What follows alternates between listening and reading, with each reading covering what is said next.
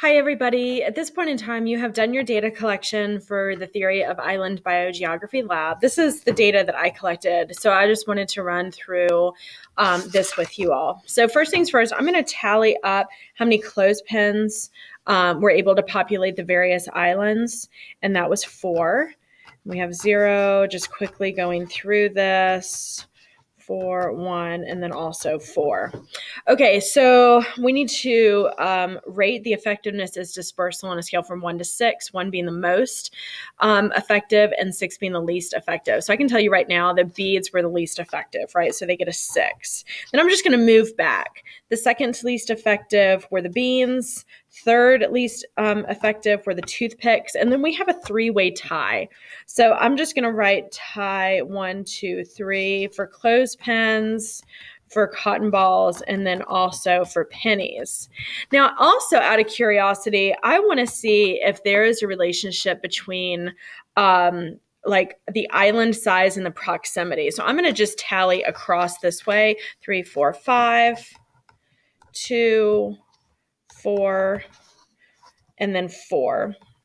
Now, in real life, what would have happened was that this large and close island would have the greatest number of species to populate the island in the quickest amount of time, whereas the smallest and most distant island will actually see the least amount of biodiversity, especially in the short term.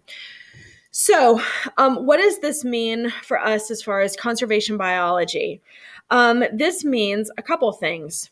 First, when we are talking about preserving or conserving land, we want to set aside huge tracts of land or habitat that are connected to one another.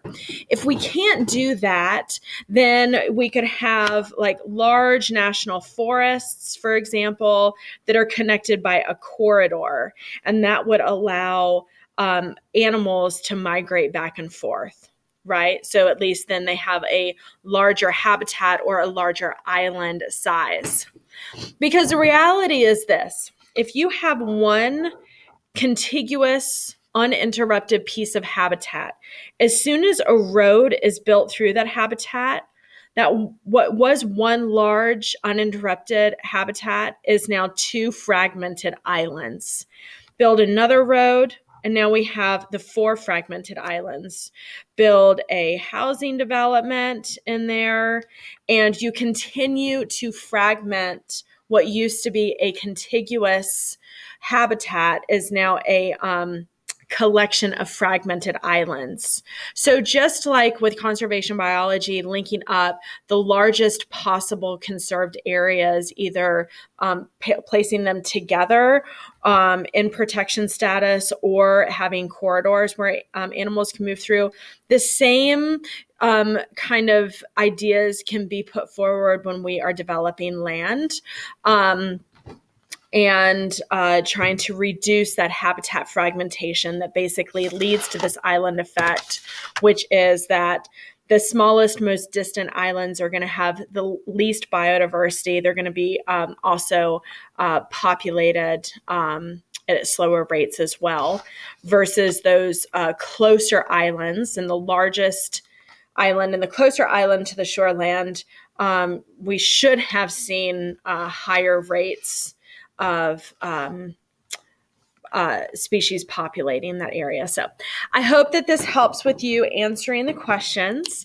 Let me know what questions that you have. Thank you.